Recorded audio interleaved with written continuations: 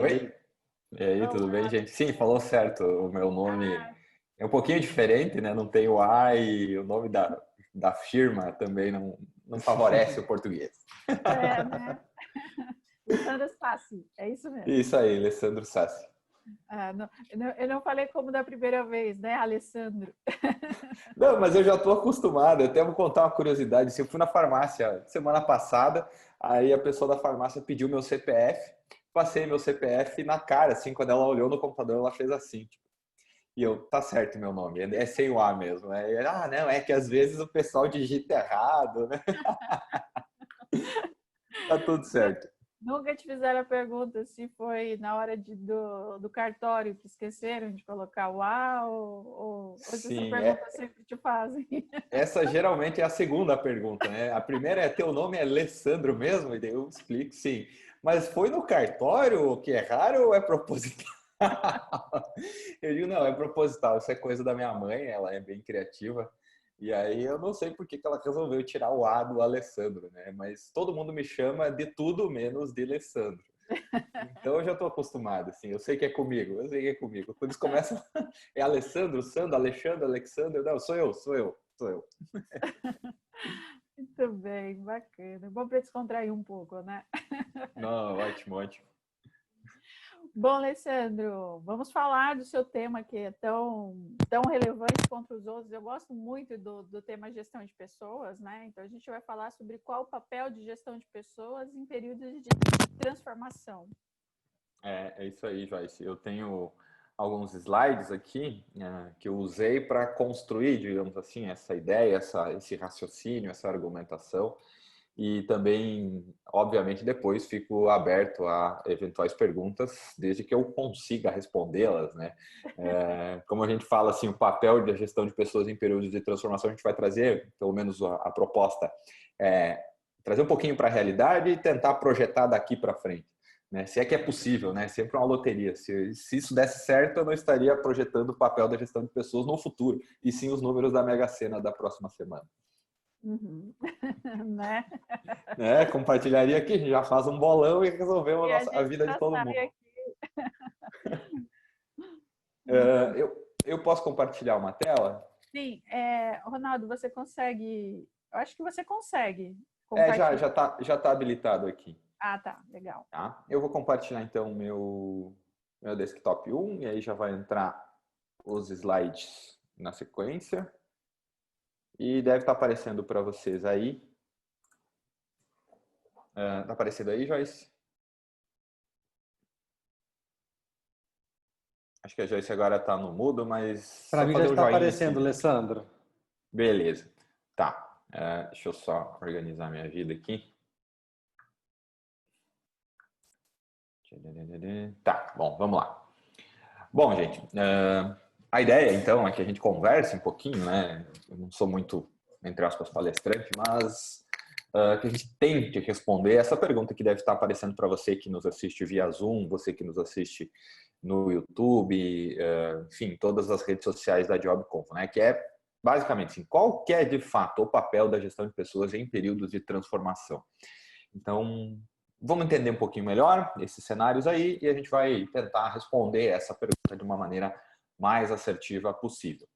Antes de mais nada, para quem não me conhece, que eu acho que é boa parte das pessoas, é um prazer estar aqui. Meu nome é Alessandro Sassi da Silva. E, assim, quando eu estava pensando nesse material, dessa palestra, nesses slides, eu pensei, vamos colocar um objetivo fazível, digamos assim. E aí, basicamente, é transformar a causa em clareza, se a gente puder fazer isso, né? De uma maneira bem simples e objetiva. Eu pensei muito nesse material, construí ele com muito carinho e, no fim das contas, o que eu gostaria, né? Meu trabalho aqui é simplesmente agregar valor e garantir que você que está me assistindo, você que está participando aqui do ADR Impact da JobConvo, saia melhor do que você chegou. Eu sou mestre em administração, sou especialista em gestão estratégica de pessoas, graduado em psicologia, produzo conteúdo para fazer por conta, por meio da RH Academy e também trabalho com consultoria, treinamento e pesquisa numa outra empresa da qual eu sou sócio que chama Gestora Desenvolvimento Humano e Empresarial aqui no Rio Grande do Sul. Então, eu sempre gostei de ter um pé, vamos chamar assim, no mundo real, que é onde as coisas, entre aspas, acontecem, né? Na empresa, na consultoria. Trabalhei por muitos anos como analista de treinamento e desenvolvimento e também gosto muito de ter um pé na academia, que é o que me levou aí para o mestrado, né? Então, é um choque de uma realidade acadêmica, teórica, que, em tese, numa argumentação teórica racional, ela funciona, passa por um crivo e é publicada, e a gente vai aplicar é sempre aquela dicotomia, né? Mas na prática, né? Ah, a teoria é legal, mas na prática. Então, o que me motiva é tentar pegar a teoria e botar na prática, né? E por isso que eu acho que me encontrei na produção de conteúdo, que eu gosto bastante de estudar, gosto mais ainda de compartilhar e fico muito feliz com a oportunidade que a JobConf, através do Ronaldo, do Mari e da Joyce, estão me concedendo, né, de estar aqui conversando com gente sobre um assunto que eu adoro. E realmente, assim, espero que vocês aproveitem ao máximo e sigo sempre à disposição para que a gente possa conversar e aprofundar em vários temas, tá? Bom, qual que é o conteúdo para hoje, né?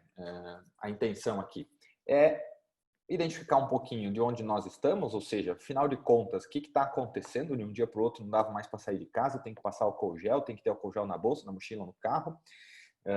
Eu não posso fazer mais as coisas que eu gostaria, da maneira como eu gostaria, então a gente vai tentar entender isso um pouquinho.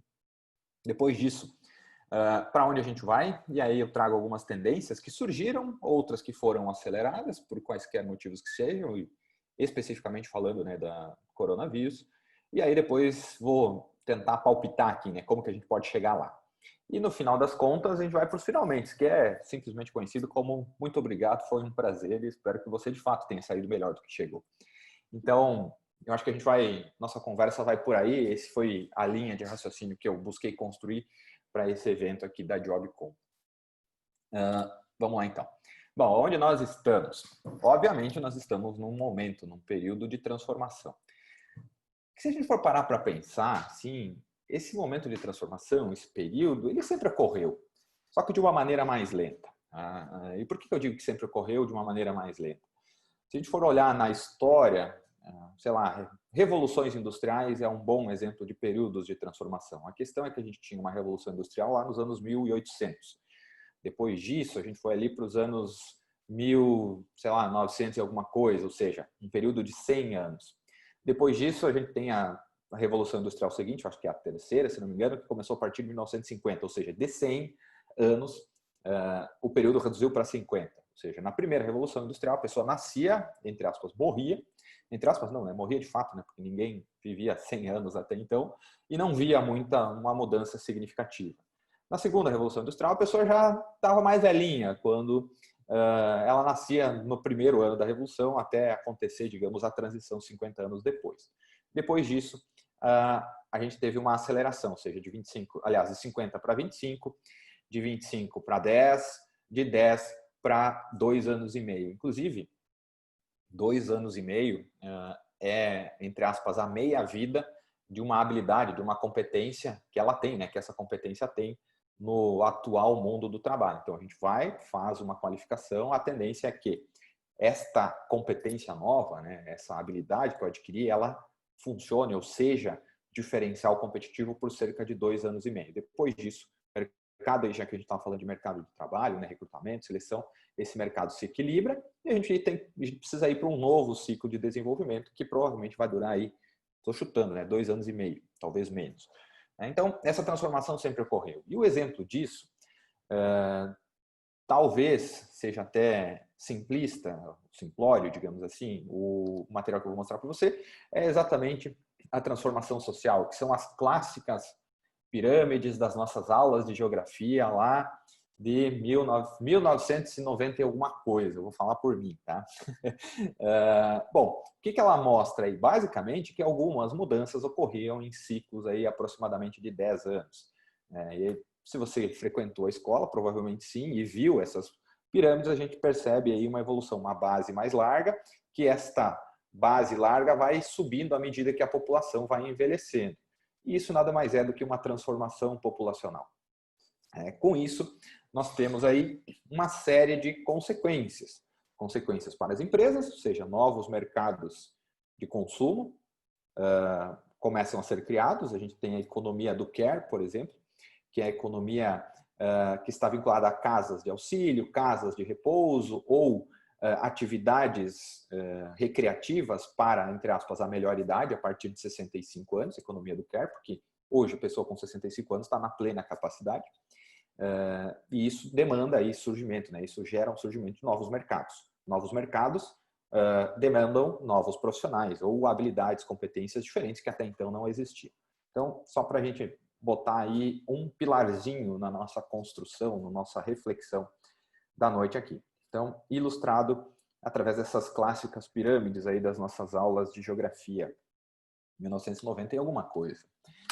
Bom, olhando um período um pouquinho maior, a gente tem a mudança da população brasileira também por situação de domicílio, ou seja, num período aí de aproximadamente 70 anos, 1950 até 2018, que é o dado que eu obtive por meio do Instituto Brasileiro de Geografia e Estatística, a gente tem um crescimento, obviamente, exponencial da população, essa linha cinza, a gente saiu de pouco mais de 50 milhões de pessoas para mais de 200 milhões, hoje a gente está 210, 220 milhões de habitantes no país, e principalmente um crescimento bem maior nas áreas urbanas. O que isso demanda?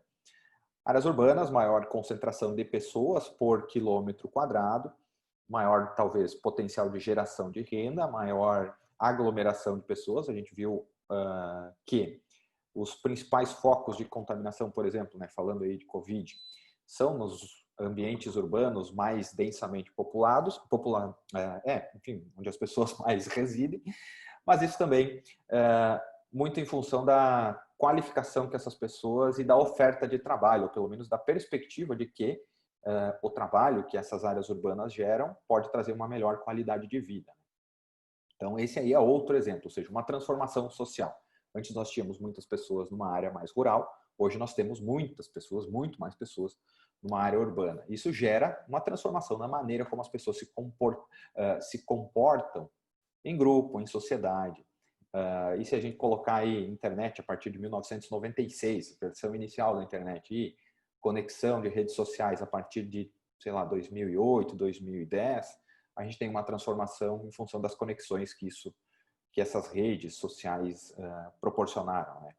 Então, esse é um dos pilares, né? Onde é que a gente está? Período de transformação. Além disso, a gente está também, ou estamos passando por um período de revolução, que no final das contas, se a gente for olhar criticamente, né, avaliar mesmo no detalhe, também sempre ocorreu. Só que de uma maneira mais lenta, né? E aí a gente tem máquina a vapor, depois da máquina a vapor, energia elétrica, depois da energia elétrica, enfim, combustíveis fósseis, combustíveis renováveis e tudo mais. Então, revoluções, por isso revoluções industriais, por isso quarta revolução industrial. E essas revoluções industriais, que sempre ocorreram, só que de uma maneira mais lenta, foram aceleradas por N questões, elas demandam também uma revolução nas habilidades das pessoas. E aí, outro dado muito legal, talvez você já tenham percebido que eu adoro gráfico, eu gosto mesmo, porque eu acho que ele desenha muitas coisas para nós e conta muitas histórias interessantes. Esse é um gráfico do relatório do Fórum Econômico Mundial, que saiu em 2018, e é uma previsão, digamos assim, da taxa de automação, ou seja, divisão de trabalho em horas. Em azulzinho, para você que está me assistindo, deve ter aí o trabalho realizado por humano, ou seja, pessoas, né? Realizado por pessoas. Em rosinha, vermelho, a gente tem uma divisão de trabalho que é realizado por, entre aspas, máquinas.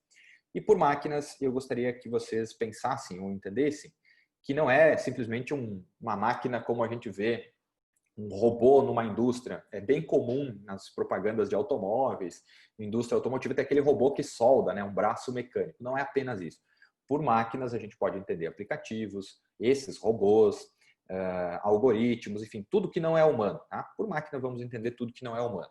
Em 2018, existia uma previsão aí de que a divisão, ou seja, de 100 horas trabalhadas, 71 horas eram realizadas por pessoas, humanos, 29 horas por máquinas. A perspectiva para 2022 é que, das mesmas 100 horas trabalhadas, 58 sejam realizadas por humanos e 42 por não humanos, máquinas. Para 2025, maior quantidade de trabalho, a perspectiva, a previsão é que sejam realizadas por máquinas, né? E aí, isso sim impacta na revolução das habilidades. Como a Joyce falou, eu assisti todas as palestras aqui, né, todas as explanações, tanto a do Ronaldo quanto das demais pessoas, e a Joyce fez um comentário muito interessante, ou seja, é quase que a gente precisa se desligar, entre aspas, da atividade processual, né? A Joyce falou que o trabalho repetitivo é um trabalho desumano, e é justamente para isso que a gente coloca máquinas fazer, algoritmos, aplicativos. Eu conversava com o Ronaldo numa entrevista que ele foi muito feliz em dar para o RH Academy, e a gente entrou num termo, você até usando um termo, que é o RH papeleiro, né? O RH que gosta de ter papel, ou seja, uma pilha de currículo na mesa para folhear, para pegar, né? Então, esse tipo de trabalho ele é resolvido facilmente por uma máquina, por um não humano, né? A gente precisa desenvolver novas capacidades e novas habilidades. Então, esse é mais ou menos o cenário, pensando hoje para até um futuro breve, aí 2025, vamos chamar assim, segundo o relatório do futuro do trabalho. Tem um outro dado muito interessante que vem um pouquinho antes disso, que é esse que deve estar aparecendo para você aí agora, que é a mudança na contratação de pessoas pelas habilidades exigidas. Esse é um dado do The Economist, ele foi publicado, se não me falha a memória, em 2012. Mas eles fizeram um levantamento, então, na mudança do perfil das habilidades das pessoas contratadas a partir de 1980 até 2012. E uma coisa muito interessante, no meu ponto de vista, que confirma o relatório que saiu depois, né, o slide anterior, né, mais especificamente esse aqui, né, esse dado aqui confirma que, tendo como base o ano 1980 para frente, profissionais, pessoas com habilidades matemáticas altas e habilidades sociais altas, têm tido um crescimento nas oportunidades de contratação. Eles tiveram mais oportunidade de contratação, se colocaram em posições melhores e mais de uma forma mais rápida. E aí, quando a gente fala em habilidades matemáticas, vamos pensar habilidades exatas, né? Alessandro, mas o que você quer dizer com isso? Eu quero dizer, imagine uma turma, sei lá, de engenharia civil, uma turma de ciência da computação, até mesmo uma turma de médicos, né? Todos eles saem, segundo a data de formatura lá, colou grau, todos eles estão habilitados a exercer aquela profissão. Ou seja, estão no mesmo nível técnico, porque eles atenderam pré-requisitos técnicos para finalizar esse curso. Então, habilidades matemáticas altas são habilidades técnicas, hard skills, que todo mundo sai, ou seja, está todo mundo no mesmo nível.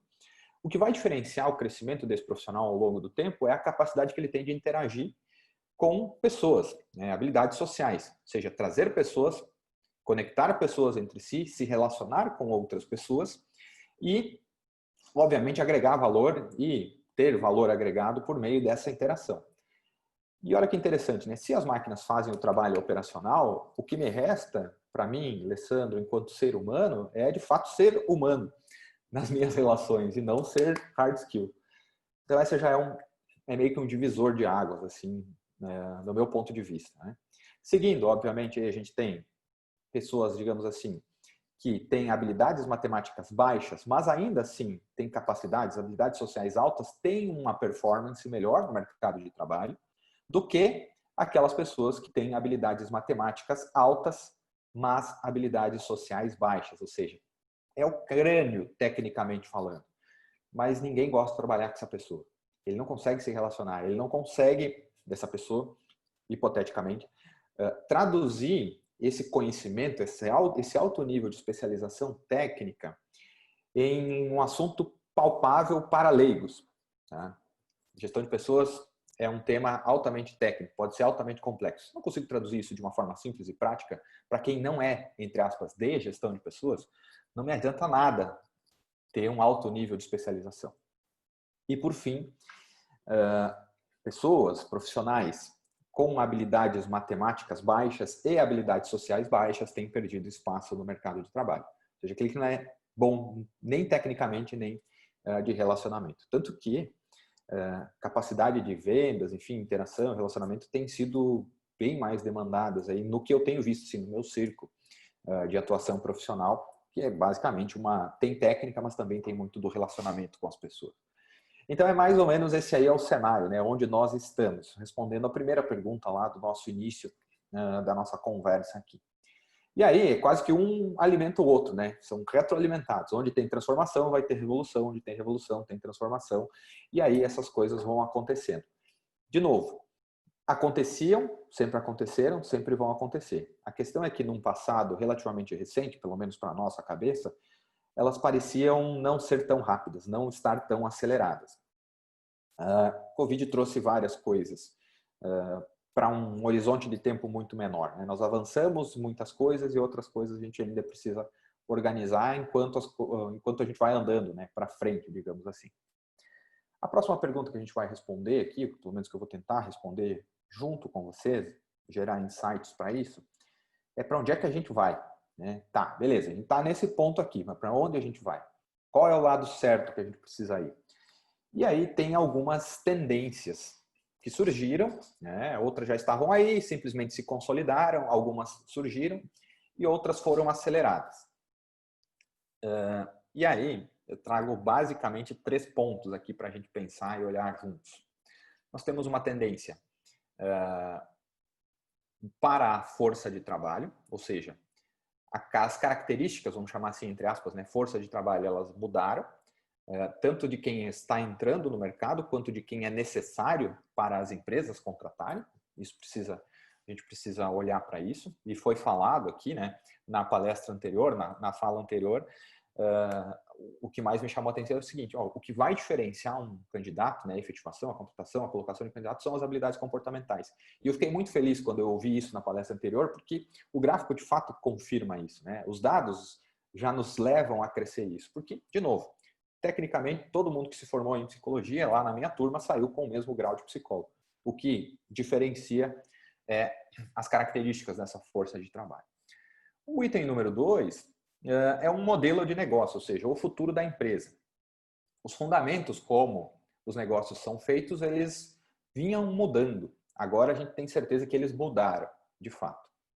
E aí nós temos, obviamente, a competição. E a competição, ela está muito relacionada com como o trabalho é feito, pelo menos do meu ponto de vista. E aí, a tecnologia possibilita a competição em escala global. E, de novo, vou referenciar uma conversa que eu tive com o Ronaldo. Assim, a gente conversava e falando um pouquinho da realidade da JobConvo, e eu assim, parei, pensei, e acho que o Ronaldo concordou, pelo menos, comigo naquele momento. Assim, mas a JobConvo nasceu, mas ela já nasceu competindo globalmente, porque o serviço que ela comercializa, a solução que ela traz para o mercado, pode ser desenvolvido aqui no Brasil, pode ir para os Estados Unidos, pode ir para a Índia, África do Sul, então ela já nasceu no mundo, né? Porque é uma empresa de tecnologia. E empresas que incorporam tecnologia ou que precisam desenvolver tecnologia já não estão competindo com o concorrente da mesma cidade, estão competindo com outras pessoas, com outros concorrentes do outro lado do mundo, literalmente. Então, eu acho que esse é um grande lance, assim, que é para onde a gente vai.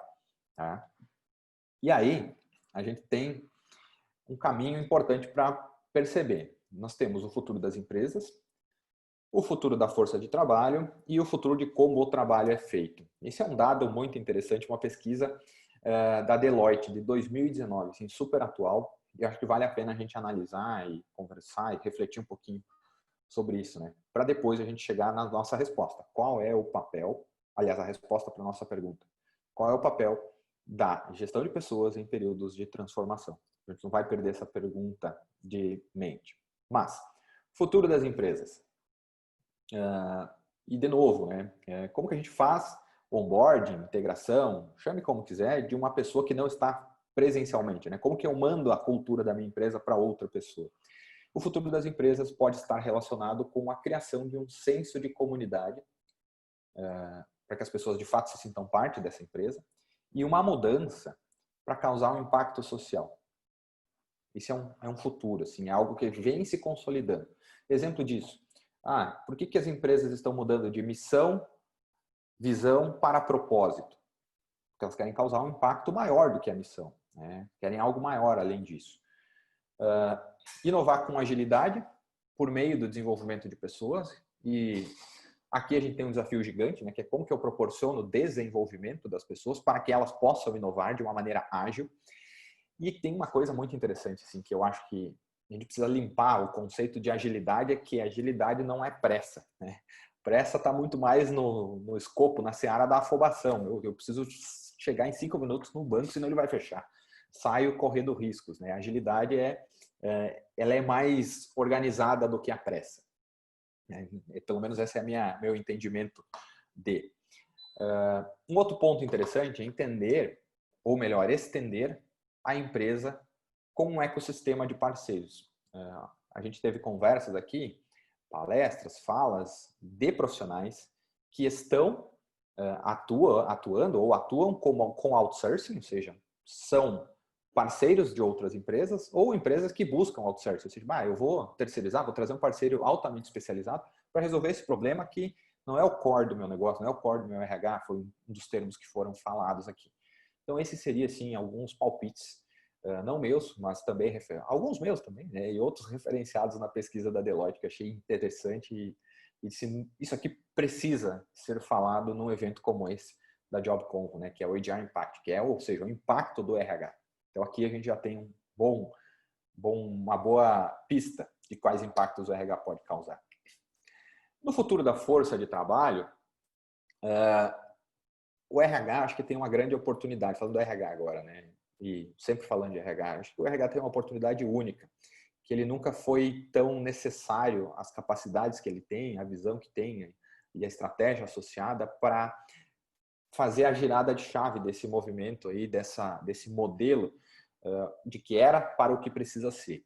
E um dos futuros da força de trabalho é olhar para, entre aspas, talentos não tradicionais, que são aquelas competências que a gente talvez não saiba muito bem o que fazer objetivamente, mas vale a pena olhar, estimular, desenvolver, porque elas podem trazer uma vantagem competitiva num mundo que está em constante mudança, num mundo que está em constante transformação e revolução. E aí o RH, enfim, o futuro da força de trabalho, vai exigir uma curadoria desses talentos. É muito mais assim, uma organização, um significado, uma agregação desses talentos. O futuro da força de trabalho também passa por orquestrar uma força de trabalho, vamos chamar assim, para revigorar um espírito de equipe e produtividade. Por que revigorar um espírito de equipe? Porque nós estamos distantes fisicamente em função de vocês sabem o que, né? A gente teve lockdown, a gente teve home office, uma mudança muito abrupta. E, naturalmente, o ser humano ele é um animal social. Isso é fato. Alguns são mais sociais, outros menos, mas a gente precisa ter um convívio mínimo, né, físico, presencial. E quando esse convívio mínimo físico ele não existe ou fica limitado por um evento externo, como é o que está nos acometendo, digamos assim, a gente precisa olhar para esse futuro, que é como que eu gero conexões e espírito de equipe nessas pessoas que até então estavam presencialmente, mas agora estão fisicamente distantes. E ainda assim precisam realizar entregas que são interconectadas, que é a natureza de uma equipe. E aí também, o futuro da força de trabalho passa diretamente nas mãos do RH quando ele precisa, ou pelo menos deveria, estar atento e ter a capacidade de prever capacidades futuras, ou seja, permitir a aprendizagem contínua. A gente falou aqui, outras pessoas falaram disso, né? Que é como que eu viabilizo capacidades contínuas. Se a gente for pensar que a meia-vida, né, ou seja, a vida de uma nova capacidade tem um tempo bem menor do que tinha antes, cerca de 2 anos e meio a 5 anos, dependendo da indústria, do segmento, do mercado, a gente precisa estimular o aprendizado contínuo. E aí não é só do RH para a pessoa, né? A pessoa também precisa incorporar essa mentalidade.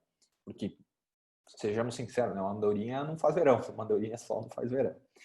E aí, como se não bastasse, a gente tem o futuro de como o trabalho é feito. E aí a gente entra numa questão de digitalização e automação, sim. Não tem como a gente voltar atrás, né? A gente vem falando aqui, o Ronaldo apresentou as tendências na primeira fala da noite, né? De automatizar, a inteligência artificial não é inimiga, né? Ela é inimiga daquele profissional que não tem essa capacidade de aprendizagem contínua, aquele que está agarrado no processo, no passo a passo, na repetição. Infelizmente, aí ela é inimiga nesse caso, mas ela abre muito mais portas do que fecha, no meu ponto de vista. Então, reimaginar o trabalho em toda a empresa e no próprio RH. Acho que nas falas aqui, pelo menos nas que eu vi, as pessoas que atuam nessa área de gestão de pessoas já fazem, já faz parte da realidade delas, né? Talvez para algumas outras pessoas não faça parte, reimaginar o próprio trabalho, né? Deixar, entre aspas, de ser o RH papeleiro para ser o RH muito mais analista de dados, organizador, né? Facilitador da tomada de decisão e, obviamente, usar melhor o tempo. Aderir a um modelo operacional alinhado ao propósito, ou seja, a gente vai precisar realizar operações, né? Mas essas operações precisam fazer sentido num propósito maior e, de novo, impacto social, desde que a empresa esteja disposta a isso. E aí evoluir, por fim, né, nessa nossa seara aqui, evoluir o local de trabalho para permitir a colaboração das pessoas, que é gerar uma conexão entre pessoas da mesma organização que, por qualquer motivo que seja, não se conectariam de uma maneira tradicional. Exemplo, eu trabalhei muitos anos como analista de treinamento e desenvolvimento. Então, eu tinha os outros analistas de treinamento das outras unidades na empresa da qual eu trabalhava, a gente se conectava pela afinidade que a gente tinha com o cargo que nós tínhamos. Eu dificilmente iria me conectar com, por exemplo, o analista de PCP, né? Planejamento e Controle de Produção. E são coisas que, para o todo da organização, fazem muito sentido. Mas isso há 10 anos atrás. Né? Então, hoje, eu acho que essa conexão, evoluir o local de trabalho, permitir a colaboração de pessoas que naturalmente não colaborariam umas com as outras em função do cargo, em função das suas atribuições, é um dos grandes negócios aí que vale a pena, né? A gente ficar de olho porque é entre aspas, palpite para onde a gente vai, né? Para onde a gente está caminhando. Eu acho que isso fica visível na realidade de pessoas, de profissionais que trabalham em diversas áreas aí da gestão de pessoas. Seguindo um pouquinho para onde a gente vai, tem um artigo muito legal que são da Harvard Business Review, são os 21 trabalhos do futuro do RH. Então aí eu desenhei esse material, né? Me inspirei no material deles e tem uma legendinha para vocês não ficarem perdidos. A gente tem aqui nível de especialização tecnológica, e aí estou conversando diretamente com a solução da JobConv, ou seja, o nível de especialização tecnológica necessário para realizar esses novos trabalhos baixo ou um nível alto. Tá? E a perspectiva de quando esses trabalhos irão entrar em funcionamento ou irão surgir no mercado. Né? Vale a pena a gente comentar que essa conversa, ou melhor, esses novos cargos do RH, essas novas atribuições, trabalhos do futuro, foram feitos com base na conversa com cerca de 100 diretores de RH de grandes empresas a nível mundial que foram através de um levantamento aí da Harvard Business Review e se chegou nisso, né? Aqui a gente tem a legenda do envolvimento tecnológico nos próximos 5 anos ou nos próximos 10 anos. E aí tem mais ou menos esses novos cargos assim que podem surgir, né? Porque quando a gente fala de futuro, nem tudo se realiza, mas existe uma grande possibilidade de. E o que me chamou a atenção é que mesmo sem combinar com as falas anteriores, eu fiquei muito feliz com alguns termos que surgiram nas conversas anteriores, porque eles aparecem diretamente aqui como um trabalho futuro do RH. E, em especial, eu vou assinalar alguns dos quais me chamaram muita atenção. São esses aí que estão circulados em vermelhinho para vocês. Um deles aqui, que eu achei muito legal, ou seja, que precisa, digamos assim, de um alto nível de especialização tecnológica, é um facilitador de interação humana com chatbot. Acho que o Ronaldo falou, né, de chatbot, da utilização de chatbots no universo aí da gestão de pessoas. Então, a gente vai precisar, talvez, de um profissional de RH que consiga fazer pequenos ajustes ou auxiliar na produção de soluções para conectar isso tudo. A gente tem também um outro aqui com aparentemente um nível mais baixo de especialização tecnológica, que é um gestor de integração, entre aspas, equipe e máquina. É uma coisa que eu não imaginava que eu iria ver na minha vida, né? Como que a gente vai fazer a integração das pessoas com sistemas, né? Seja robô, seja algoritmo, seja aplicativos ou soluções que utilizam inteligência artificial. A gente vai precisar fazer isso, né? Até porque está aí. E se bem utilizado, traz muitos benefícios para pessoas, para organizações e para a sociedade como um todo, né? Então, um gestor de integração equipe-máquina. A gente tem aqui, coordenador de aprendizado para a vida toda. Esse já está mais consolidado do que nunca, no meu ponto de vista. Uma outra curiosidade que me veio é um gestor de diversidade genética. Eu acho que esse aí vai um pouco além do que a minha capacidade humana consegue entender, prever, mas vale a pena registrar, né? Digamos assim, para onde nós estamos indo enquanto sociedade, enquanto mundo. E aqui um outro dado bem interessante aqui, que também, nível mais baixo de especialização tecnológica, é um coach de prevenção a distrações. Por que prevenção a distrações? E eu fico pensando na vida de quem migrou para home office e a sua vida particular continua acontecendo, porque a vida continua acontecendo, né? O que antes era separado em bloco de tempo, bom, eu estou no escritório, depois estou em casa, agora ficou junto. Eu tô em casa, mas estou no escritório, então, sei lá, estou na mesa da cozinha fazendo uma videochamada, enquanto meu marido está fazendo qualquer outra coisa, a minha esposa está, enfim, estudando mestrado, minhas crianças estão brincando porque a escola está fechada. Estudo, entre aspas, gera distrações. E eu achei interessantíssimo esse coach de prevenção a distrações, que pode ser um trabalho futuro do RH. E se a gente for parar para pensar, esses trabalhos futuros nada mais são do que modificações de trabalhos atuais, porém, num contexto tecnológico e de complexidade um pouco maior, né? Ferramentas maiores.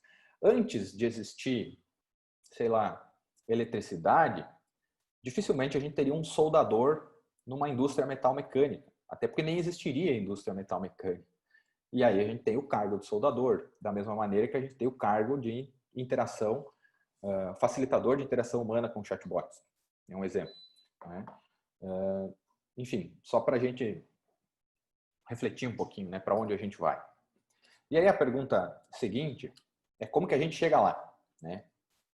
O que o RH faz nisso tudo, né? Qual é o papel da gestão de pessoas nisso tudo? Como faz? Eu tenho 2 palpites muito legais aí, e já para a gente se encaminhar para o finalzinho da nossa fala. O primeiro deles foi apresentado num estudo de 1992, que é Gestão Estratégica de Recursos Humanos, vinculando ou linkando necessidades estratégicas dos negócios com os resultados, né? Pessoas com necessidades estratégicas dos negócios e resultados. Então, basicamente, passa pela definição para onde a gente vai ou onde a gente quer estar, para onde a gente quer ir. Mapeamento das características internas e ver o que está surgindo aí no mundo externo. Então, o que eu tenho de cultura hoje? O que o ambiente externo me demanda? Tá? Dessa diferença, ou desse gap, vamos utilizar a linguagem técnica, por assim dizer, surge uma necessidade estratégica. Putz, hoje a gente tem um baixo nível de utilização ou de conhecimento, de capacidade de utilizar tecnologia na nossa empresa. O mundo está caminhando para utilizar tecnologia, então esse é um gap grande, eu preciso reduzir. E daí a gente vai traduzir isso tudo em atividades, ou seja, é operar, gerar a operação, gerar a ação, de uma maneira bem simples, né? Então o papel da gestão de pessoas nisso tudo, no meu ponto de vista, é conectar a estratégia, pessoas a resultados. Estratégia e pessoas a resultados. É fazer com que a estratégia que foi definida, que foi pensada, seja realizada, operada pelas pessoas e gere resultados esperados. Basicamente é isso, né? De uma maneira bem simplista, simplória talvez. E como que a gente faz nesse contexto aí? É a minha pergunta final, né, para você, que eu vou tentar responder com vocês. É basicamente, por meio do propósito e valores compartilhados no centro de estudo.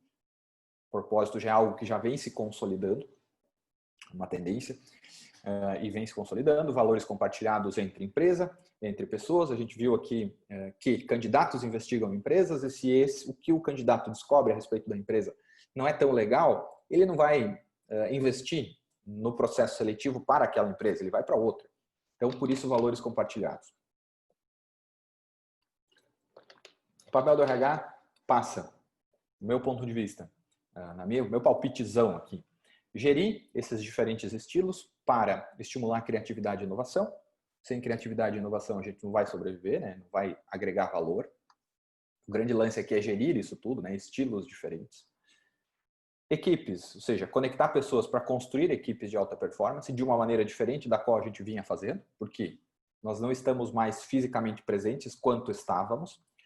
A partir daí, ser capaz de desenvolver capacidades ou seja, alinhadas com essas necessidades, o que eu preciso hoje, né? Qual é o gap mais urgente hoje e o que eu vou precisar no futuro, desenvolver essas capacidades. Ser capaz de avaliar e auxiliar também na construção e na implementação de sistemas que gerem essas soluções, ou seja, sistemas que possibilitem o desenvolvimento dessas capacidades, sistemas que construam equipes, sistemas que facilitem a gestão dessas diferentes estilos. JobConvo é um grande exemplo de um sistema que pode ser incorporado para esse fim. E aí, viabilizar uma estrutura organizacional mais funcional e ágil. De novo, agilidade não é pressa.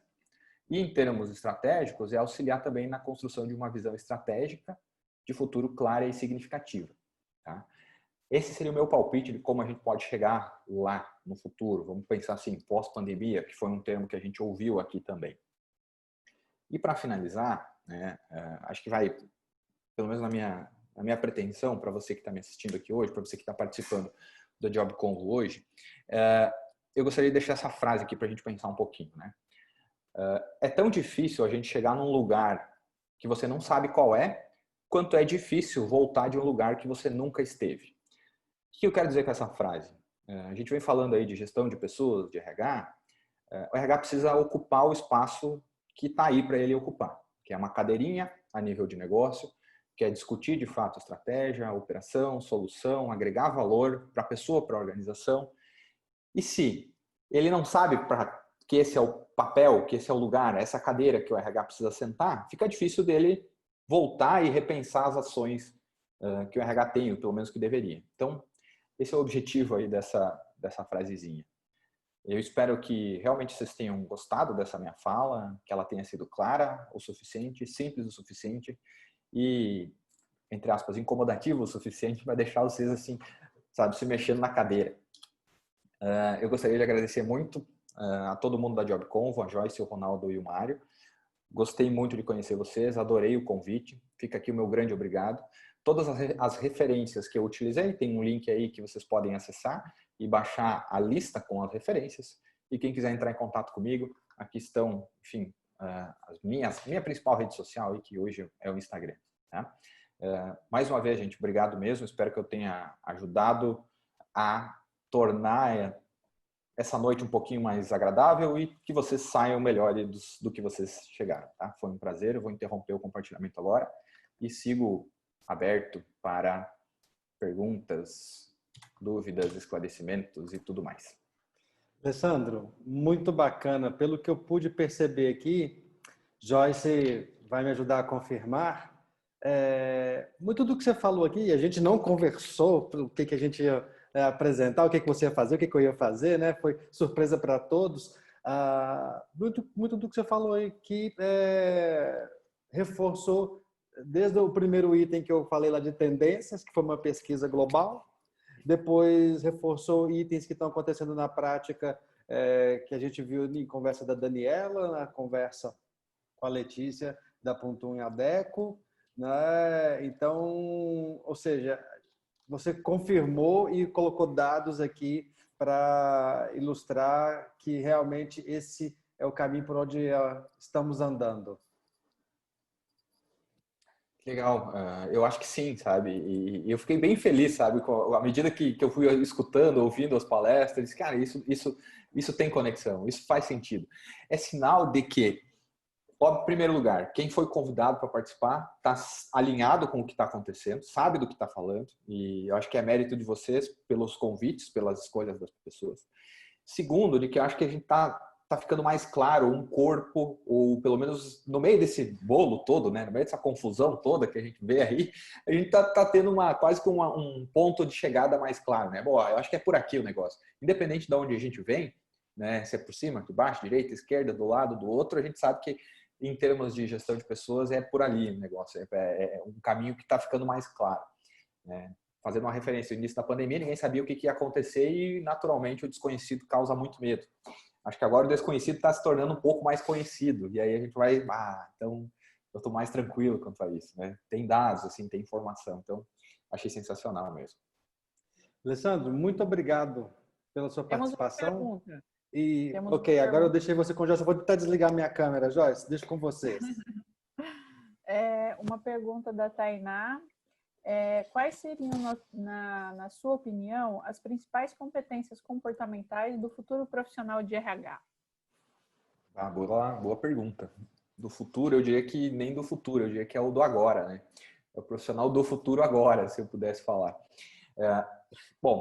A gente não pode abrir mão de uma competência ou de uma alta capacidade técnica, né? O que acontece, no meu ponto de vista, é que a gente tem um cerne técnico e tudo que vai surgindo de novo, a gente vai colocando na cestinha, a gente não tira nada da cesta, né? A gente vai precisando complementar isso tudo. E no meu ponto de vista, a capacidade de especificamente gerar conexão entre as pessoas e entre as áreas, né? A gente tem, querendo ou não, ainda áreas segmentadas, né? E na consultoria, Joyce, você pode ver isso, né? Tem gente que não sabe o que está acontecendo no setor do lado, na porta do lado. Então, o RH precisa ter essa capacidade de conectar isso. Talvez precisa ter também a capacidade de dar significado, porque visões técnicas, muito técnicas, tendem a ser quase que antagônicas. É só o meu e versus o do outro, quando é o meu e o do outro, e para formar o nosso. Então, é capacidade de gerar uma síntese. Tese, antitese ou antítese e síntese. Então, é conectar, gerar síntese e também ser capaz aí de, eu diria até que ser o porta-voz, o guardião ou um dos guardiões do propósito da organização, né? Que aí a gente consegue trazer o talento, né? Que é o propósito, a solução que a Job Convo gera, fazer o onboard dele, a engajar essa pessoa, a integração, chame como quiser, e incorporar ele ou trazer ele para dentro da cultura, que é o que sustenta quando as pessoas estão fisicamente separadas, né? No meu ponto de vista. Não é o tangível, eu faço assim com as mãos, eu pego o celular, porque não é o tangível, né? A gente não compra 1 quilo de cultura organizacional na feira. Eu acho que seria isso. Muito bem. Acho que complementando também, eu já falei isso nas outras palestras e eu queria reforçar, porque foi um desafio mesmo, né? Encontrar profissionais de RH com essa competência, que é um olhar estratégico, né? É olhar o RH como um negócio, e não apenas uma área desconectada da companhia.